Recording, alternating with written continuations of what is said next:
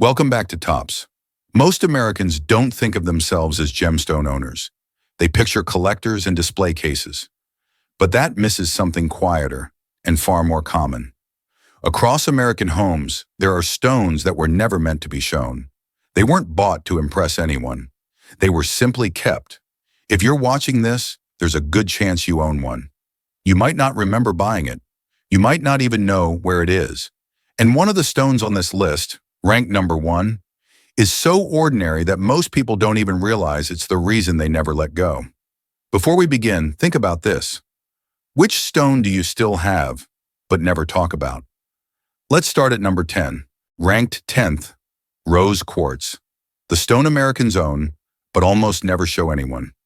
Everyone knows rose quartz. That's exactly why no one talks about it. In American homes, familiarity often turns into silence. If you walk into enough American homes, you'll eventually find one. Not displayed, not framed, not mentioned. It's usually tucked away. A drawer, a nightstand, a small box that hasn't been opened in years, and the person who owns it often won't remember when it arrived. They just know it never left. Geologically, rose quartz forms slowly, deep underground, under stable pressure and time. Nothing dramatic happens when it's created. No violent fracture, no explosive force. It grows quietly, evenly, without interruption. Its pale pink color comes from trace elements locked into the crystal structure. Subtle, not showy, easy to overlook. That quiet formation mirrors how the stone lives in American homes. Most people didn't seek out rose quartz. It came to them early, as a gift, a souvenir. Something picked up casually during a trip, a museum visit, or a moment when buying a gemstone felt harmless and uncomplicated. It was affordable. It fit in the hand. It didn't require knowledge. And then life moved on. Here's where rose quartz becomes interesting. Unlike stones people later upgrade, sell, or replace, rose quartz tends to stay exactly where it was first placed. It doesn't get traded. It doesn't get evaluated. It doesn't get compared. It simply remains, quietly occupying space in someone's personal world. If you're watching this and thinking, I might have one somewhere, you're probably right. Most Americans don't remember buying rose quartz. They remember realizing one day that it had always been there. That's also why people almost never show it to anyone else. Rose quartz doesn't perform socially. It doesn't signal wealth. It doesn't imply expertise. It doesn't even suggest taste. In a culture where objects are often used to communicate identity, rose quartz communicates nothing outwardly. It has no role in conversation, so it becomes private. People keep it because it's attached to a moment rather than a message. A time in life before things needed to be justified, before purchases had to be strategic, before objects had to say something about who you were becoming. And that makes it strangely permanent. What's interesting is not why Americans bought rose quartz. It's why they never got rid of it. Even when drawers are cleaned, even when homes are downsized, even when tastes change, rose quartz survives those moments. Not because it's valuable in a market sense, it isn't. Not because it's rare, it's not. But because it belongs to a version of life that people don't feel the need to explain. Ask someone about their rose quartz and you'll rarely get a confident answer. There's usually a pause, a half smile, a quiet shrug, something like, I don't know, I've just always had it. That hesitation is the entire story. Rose quartz is the stone Americans keep when there's nothing left to prove. No reason to display it, no reason to talk about it, no reason to let it go. Some people keep their rose quartz in a drawer.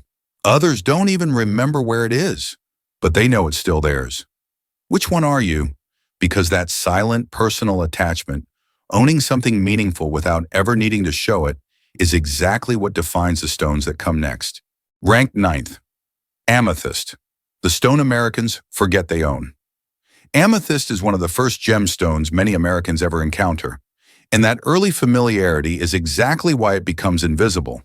Not the large cathedral geodes, not the dramatic showroom pieces. We're talking about the small ones, the rough fragments, the imperfect, uneven pieces that don't look impressive enough to explain. Those are the amethyst people quietly keep. Geologically, amethyst is a variety of quartz colored by iron impurities and natural radiation over time. It forms slowly in cavities inside volcanic rock, empty spaces that gradually fill, crystal by crystal. The process is patient, incremental, unremarkable from the outside. That matters because amethyst rarely enters American homes as a deliberate acquisition. It's usually encountered casually, a small raw crystal bought at a museum gift shop, a piece picked up during a road trip, a stone someone held once, liked the color, and brought home without much thought. It didn't require expertise. It didn't feel like a decision that needed justification. So it stayed. Unlike stones people later research or upgrade, small amethyst pieces tend to escape evaluation. They don't get weighed, they don't get appraised, they don't get discussed. They're too common to feel special and too personal to feel disposable. That's why they end up in strange places. On a windowsill that no one really notices anymore. On a bookshelf between unrelated objects. In a box labeled miscellaneous, which never gets opened. If you're watching this and thinking, I know exactly where one of those is, you're not alone. Most Americans don't remember choosing their amethyst. They remember realizing it had become part of the background of their life. And because it blends in so easily, no one talks about it. There's no social payoff in showing a small raw amethyst. It doesn't signal rarity. It doesn't suggest wealth. It doesn't even say collector. In conversations about gemstones, amethyst is often dismissed as beginner level, something you move past once you know more. But most people never do. They keep it because it doesn't demand attention. It doesn't interrupt a room. It doesn't challenge taste. It just exists. What's interesting is how rarely people intentionally get rid of these pieces. Even when decluttering, amethyst often survives. Not because someone made a conscious choice to keep it, but because it never triggered a reason to throw it away. It wasn't valuable enough to sell. It wasn't ugly enough to discard. It wasn't important enough to debate. So it stayed. Ask someone why they still have a small amethyst, and you'll rarely get a clear answer. There's usually a pause followed by something vague. I've had it forever. Or, it was always just there. That lack of explanation is the point. Amethyst becomes a marker of time rather than taste. It reminds people of a moment when acquiring something didn't need strategy. When owning a gemstone didn't come with rules, rankings, or resale value. It represents a stage before people learned what they were supposed to care about. Some Americans display their amethyst openly. Others leave it where it landed years ago, unnoticed but untouched. Which one are you? Because that quiet persistence, owning something small, common, and personal without ever feeling the need to explain it, is exactly why amethyst earns its place on this list, and why the stones ahead become even harder to talk about. Ranked 8th, hematite. The stone Americans keep close but never mention. People don't display hematite. They place it where life happens, desks, pockets, routines, and then stop noticing it. If rose quartz disappears into drawers, hematite stays closer, but quieter. It sits on desks, in pockets, on shelves near where work gets done. It doesn't ask for attention, and it doesn't offer a story that people feel comfortable explaining. That's why it almost never comes up in conversation. Geologically, hematite is an iron oxide, dense, metallic, and grounded. It forms in environments shaped by pressure, heat, and chemical change. There's no sparkle to distract you, no color that performs under light. Its presence is defined by weight rather than appearance, and that physical weight matters. Hematite enters American homes differently than most stones. It's rarely bought as decoration. It's often acquired during a phase of life when people want something simple, something that feels solid, ordinary, and unremarkable in the best possible way. A stone that doesn't invite interpretation, so it gets placed where life actually happens. On a desk near a keyboard, beside a lamp that stays on late, in a jacket pocket worn day after day. If you're watching this and thinking, I've seen one of those around, you probably have. Most people don't remember buying hematite. They remember noticing much later that it had followed them from place to place, and yet no one talks about it. Hematite doesn't photograph well. It doesn't impress guests. It doesn't signal taste or interest. In a culture that often rewards objects for what they say, hematite is silent. It doesn't announce meaning. It doesn't invite curiosity, so Americans stop trying to explain it. What's interesting is how resistant hematite is to being thrown away. During cleanouts, moves, or downsizing, it often survives, not because someone makes a conscious decision to keep it, but because it blends into the environment of daily life. It feels functional, even when it isn't. It belongs where routines happen. Ask someone why they still have their hematite, and you'll often hear uncertainty, a shrug, a pause, something like, "It was always just there," or "I don't really think about it." That lack of narrative is exactly why it lasts. Hematite doesn't represent aspiration. It doesn't represent memory. It represents continuity. It's the kind of object that stays because removing it would feel stranger than leaving it. It becomes part of the background structure of a person's space, quietly present, never discussed, never questioned. Some Americans carry hematite without realizing they still do. Others leave it where it landed years ago, close enough to touch, far enough to ignore. Which one are you? Because that habit, keeping something near, without ever feeling the need to explain why, reveals a different kind of ownership. One that isn't about value, beauty, or display. And as we move up this list, that silence only grows heavier. The stones ahead aren't just kept quietly. They're kept because talking about them feels unnecessary or uncomfortable. Ranked 7th. Jade. The stone Americans inherit but rarely explain. Nephrite jade enters American lives quietly and often without context. Unlike stones people choose for themselves, nephrite jade is frequently something Americans receive.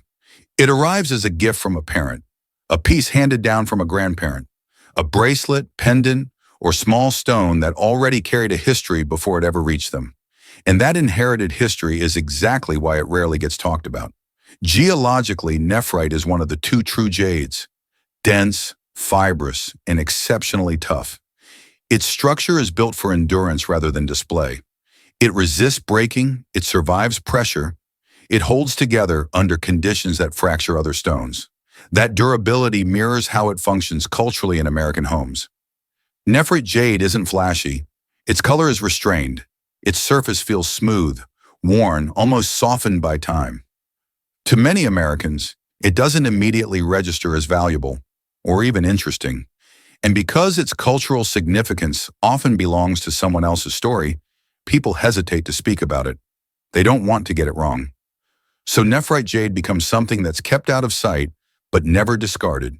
It sits in small boxes, in jewelry cases that aren't opened often, wrapped carefully, even when no one remembers why.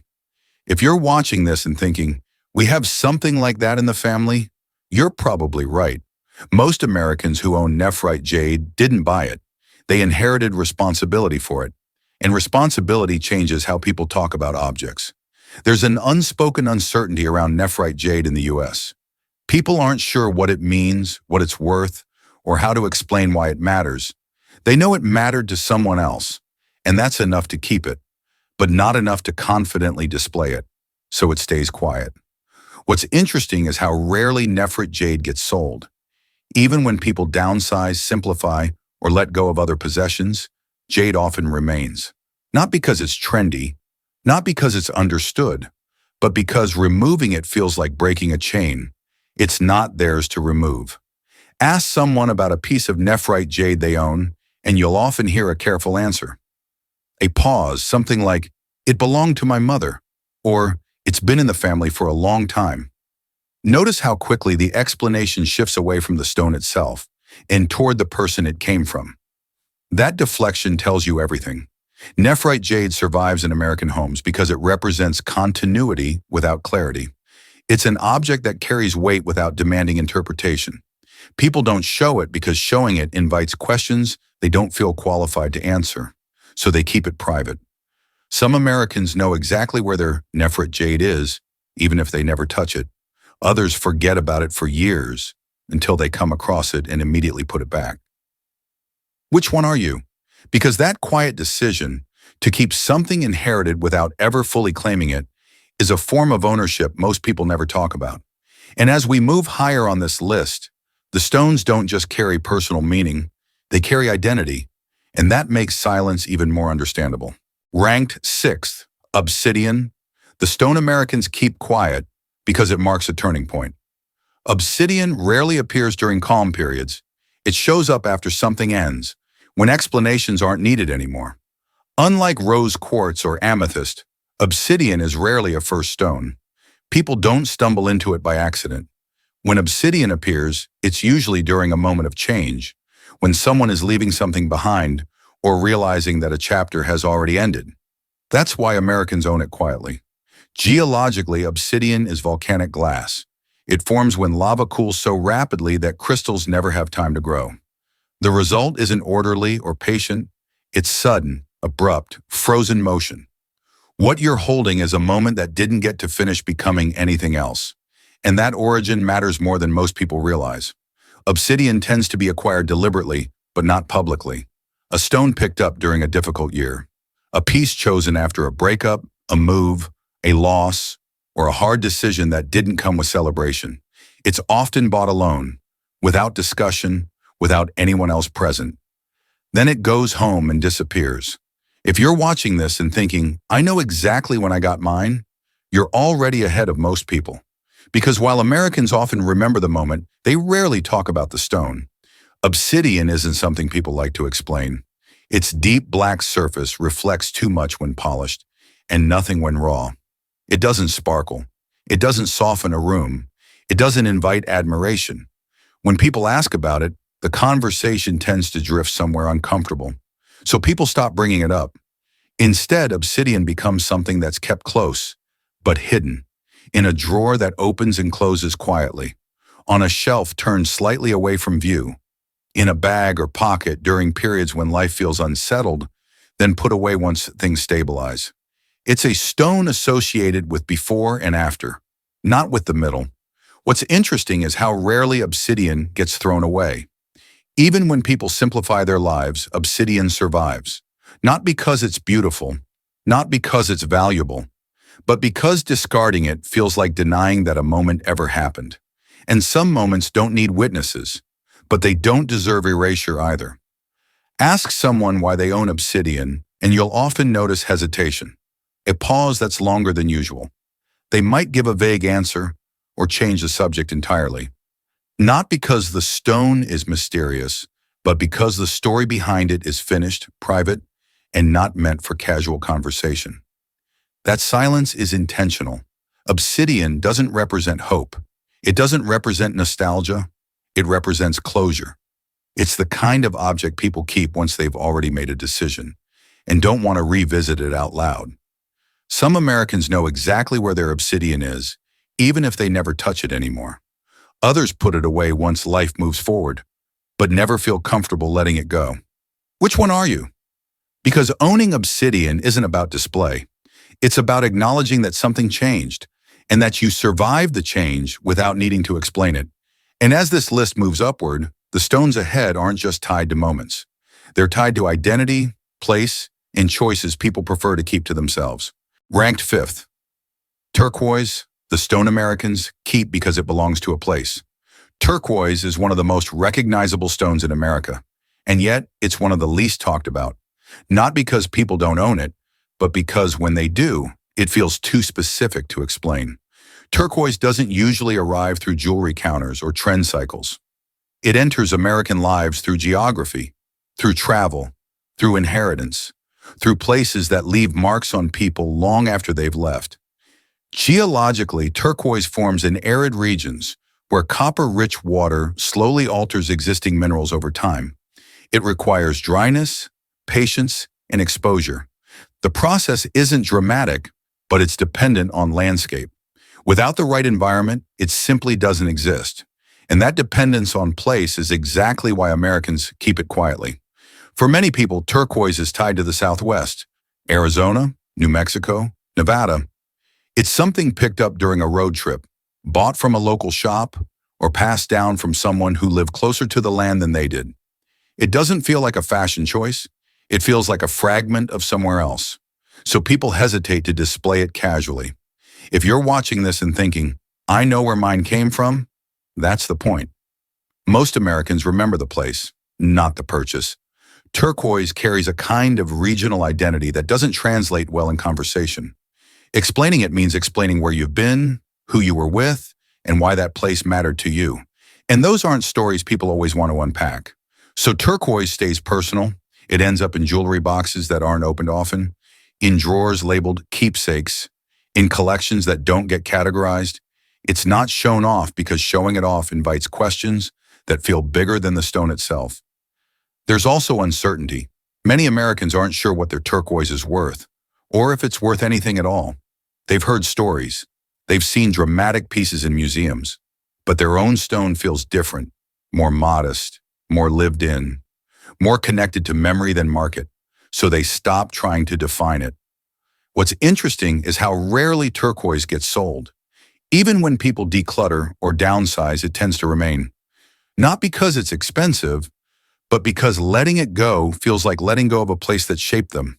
It's not replaceable. Ask someone why they keep their turquoise, and you'll often hear an answer that starts somewhere else. We went there years ago, or my father brought this back, or that was before everything changed. The stone becomes secondary to the geography of memory. That's why Americans almost never talk about it. Turquoise isn't quiet because it's insignificant. It's quiet because it's anchored. It represents where someone has been, not who they want to be seen as now. And in a culture that often prioritizes forward movement, objects tied to specific places don't always fit into the present, so they're kept, not displayed. Some Americans know exactly where their turquoise is and never touch it. Others wear it only when they're far from home, where explanations aren't expected. Which one are you? Because turquoise isn't a stone people keep to impress others. They keep it to remember a place that still feels like part of them, whether or not they ever return. And as we move higher on this list, the stones ahead aren't just tied to moments or locations, they're tied to identity. And that's when silence becomes intentional. Ranked fourth, Moonstone, the stone Americans keep because it marks a transition. Moonstone enters lives during uncertainty. Once the transition passes, it quietly disappears from view. Not at the beginning and not at the end, but during the quiet space where something is changing and hasn't yet been named. That's why people own Moonstone quietly, and why they almost never talk about it. Geologically, Moonstone is a feldspar known for adulorescence, the soft, drifting glow that moves across its surface as light shifts. That glow isn't a color, it's an effect. It appears only under certain angles, then disappears again. You can't force it, you can't hold it still, and that instability is exactly the point. Moonstone doesn't feel permanent in the way other stones do. It doesn't anchor a room, it doesn't dominate attention, it feels temporary, even when it isn't. Its appeal depends on timing, light, and position. Miss the angle, and it looks ordinary. That's how Moonstone becomes personal. Most Americans don't buy Moonstone to display it. They acquire it during transitions, a move, a relationship shift, a period of uncertainty, a moment when life feels undecided. It often comes as a ring worn for a short time, a pendant kept close, or a loose stone held more than it's shown. Then the transition passes, and the Moonstone gets put away. If you're watching this and thinking, I had something like that once, you're not alone. Most people remember when they wore Moonstone. They don't remember why they stopped. That's because Moonstone doesn't age with the rest of life. Once things settle, it no longer fits the rhythm of everyday certainty. Wearing it starts to feel like reopening a chapter that's already closed, so it moves into storage.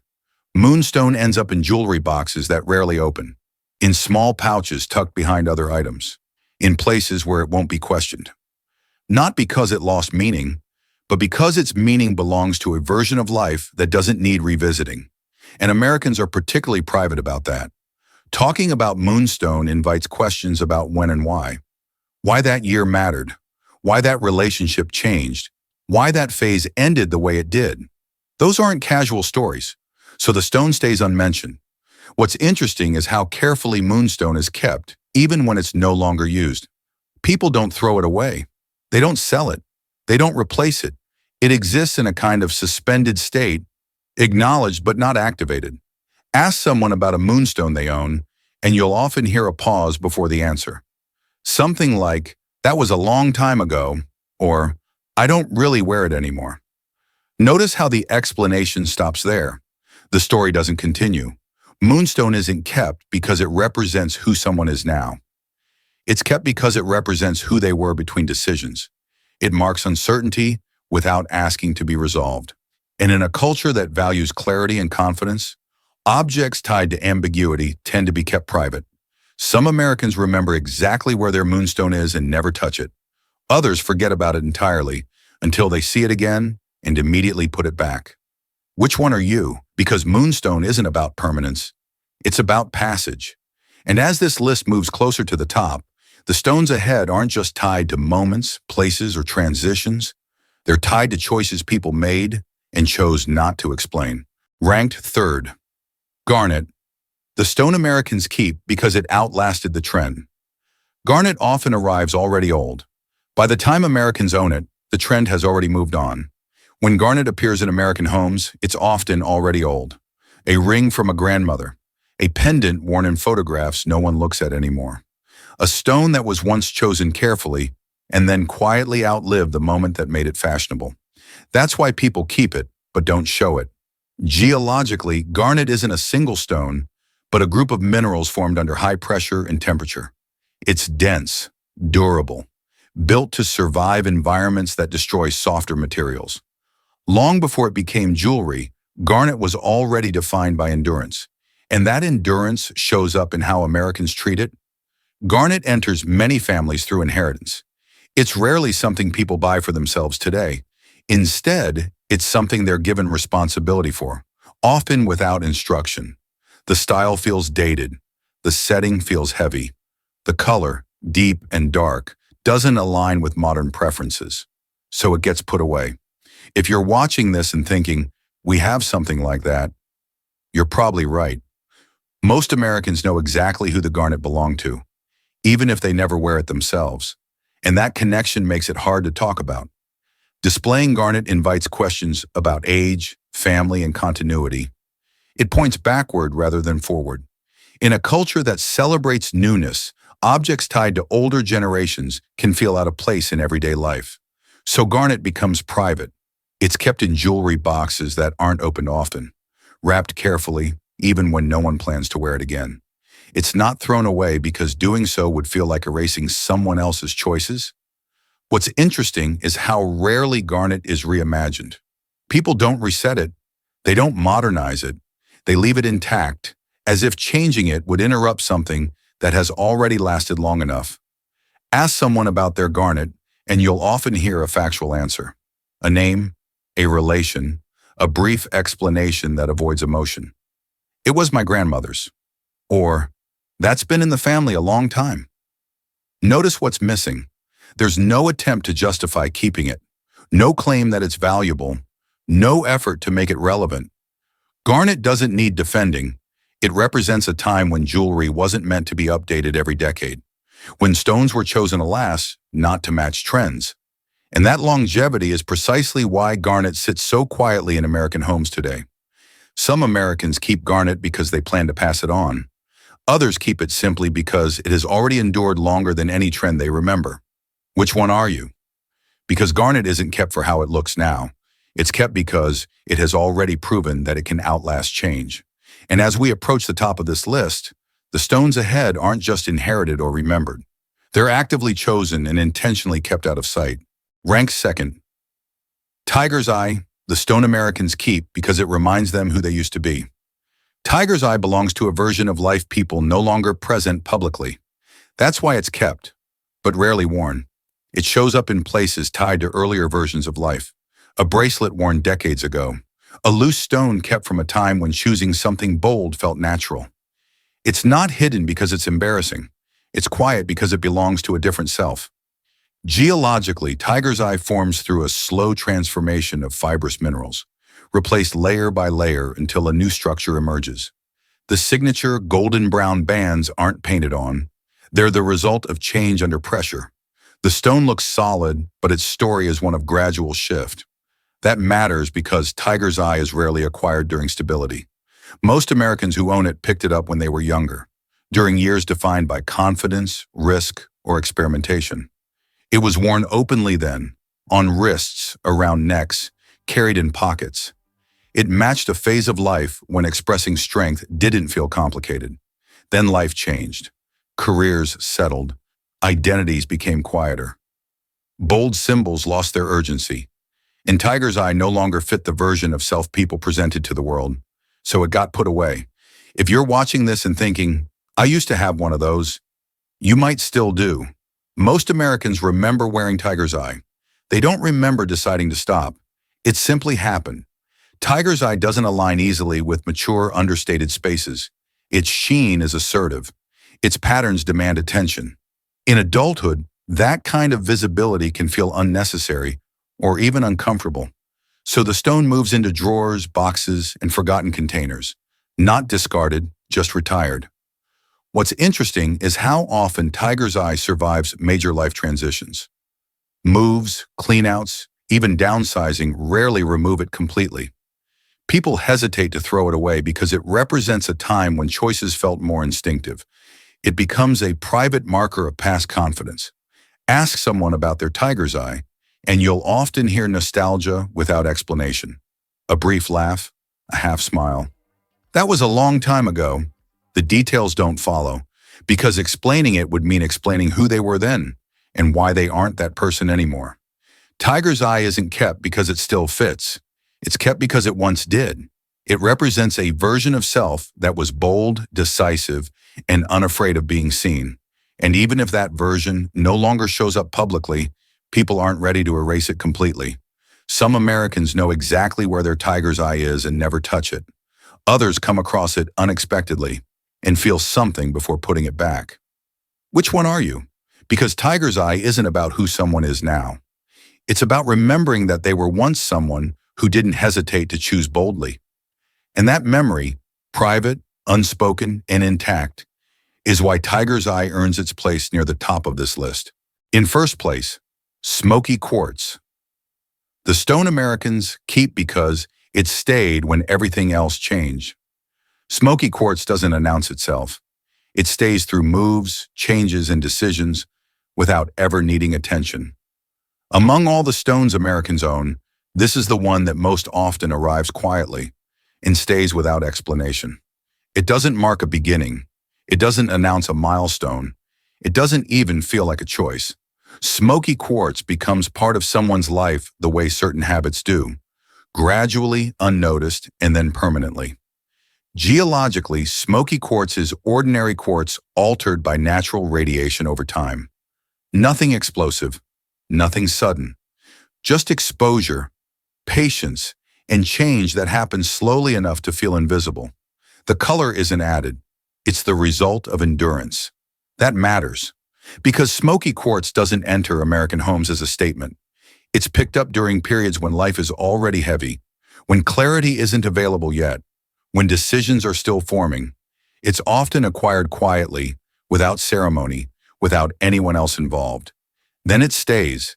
If you're watching this and thinking, I don't remember when I got mine, that's exactly the pattern. Most Americans don't remember choosing smoky quartz. They remember realizing years later that it never left. Unlike stones that get replaced as tastes change, smoky quartz adapts. Its color doesn't clash. Its presence doesn't demand attention. It fits into different rooms, different phases, different versions of life without needing to be recontextualized. So it survives transitions, moves, breakups, career shifts, downsizing. While other objects get questioned, smoky quartz rarely does. It doesn't trigger a decision point. It feels neutral, yet familiar. Removing it would feel like removing something structural, even if no one can explain why. That's why Americans almost never talk about it. Smoky quartz doesn't photograph dramatically. It doesn't impress visitors. It doesn't invite curiosity. In a culture that often celebrates the visible, it exists comfortably in the background. And background objects are rarely discussed because they don't ask to be justified. Ask someone why they keep their smoky quartz, and you'll often hear silence before the answer. A pause, a thoughtful look, something like, I don't know, it's just always been there. That hesitation isn't uncertainty, it's recognition. Smoky quartz becomes associated with continuity, the sense that no matter how much changes, something remains unchanged enough to feel reliable. It's not sentimental like rose quartz. It's not transitional like Moonstone. It's not inherited like Garnet. It's simply present. That presence is why it ranks first, because smoky quartz represents the kind of ownership that doesn't need a story. It doesn't belong to a single moment, person, or place. It belongs to the stretch of time that connects all of them. People keep it not because it reminds them of who they were, but because it stayed with them while they became someone else. Some Americans know exactly where their smoky quartz is and still touch it from time to time. Others forget about it completely until they see it again and feel strangely relieved. Which one are you? Because smoky quartz isn't the stone people talk about. It's the stone they keep when talking no longer feels necessary. And that quiet permanence, owning something that remains without explanation, is what truly defines this list. By the end of this list, one thing is clear. These stones weren't kept because they were rare or valuable. They were kept because letting them go never felt right. If one of them felt familiar to you, that wasn't an accident. It means you've lived long enough to keep things that don't need explaining. Before you leave, think about this. Which stone do you still have, and where is it right now? This is Tops. We'll see you in the next story.